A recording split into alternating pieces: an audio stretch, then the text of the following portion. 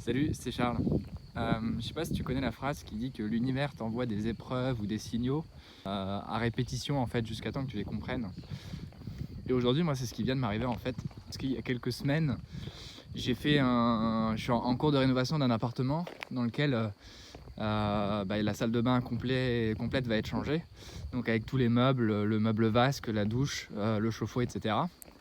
Et puis on est reparti un peu à zéro et j'ai pas fait vraiment de plan de cette salle de bain en faisant confiance au plombier et en lui indiquant juste que je voulais certains éléments sur un pan de mur et les toilettes sur un autre pan de mur, en gros avec le chauffe-eau au-dessus.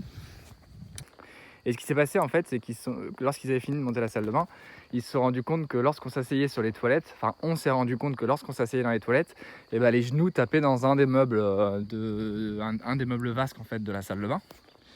Ce qui était bien évidemment problématique en termes de confort et surtout pour s'insérer en fait dans les toilettes, on était très étriqué.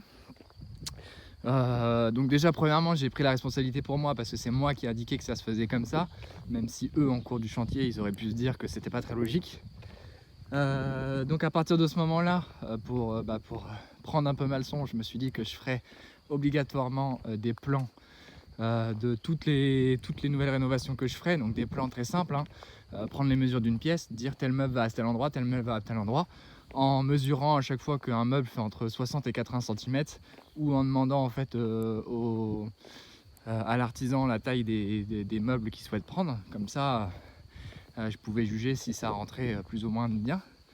Donc c'est ce que je me suis dit que je ferais, et en fait vu que c'est un immeuble et qu'il y a plusieurs appartements qu'on rénove en même temps, l'appartement du dessus, on s'est attelé à rénover la cuisine. Et en fait, ce qui s'est passé, c'est que l'artisan est venu pour monter sa cuisine. Et maintenant que la cuisine est terminée, je me rends compte qu'il manque le lave-vaisselle. Et que le peu d'espace qu'il y a ne suffira sûrement pas.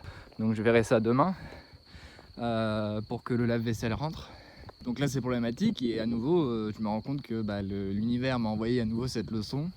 De me dire que j'aurais dû faire un plan, parce que si j'avais fait un plan, j'aurais soit vu en amont qu'il n'y aurait pas la place, soit tout simplement j'aurais indiqué à l'artisan exactement quel meuble va à quelle place, et ça aurait évité ces problématiques. Donc pour la première erreur dont je vous ai parlé, ça m'a coûté environ 2000 €, parce qu'il a fallu faire des modifs de plomberie.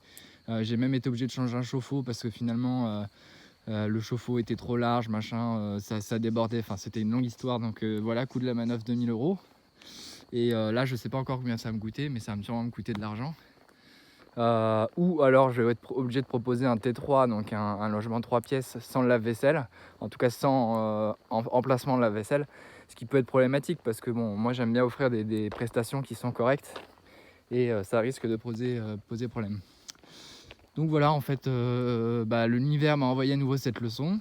Je me suis noté faire les plans, je les ai pas fait, et voilà où on en est. Donc la leçon à retenir de tout ça, c'est que dans l'immobilier, quand il s'agit de poser des cuisines, des salles de bain et même de manière générale, essayer de faire des croquis, des plans un peu à l'échelle, en décidant globalement où iront les choses, donc prise, meubles, etc.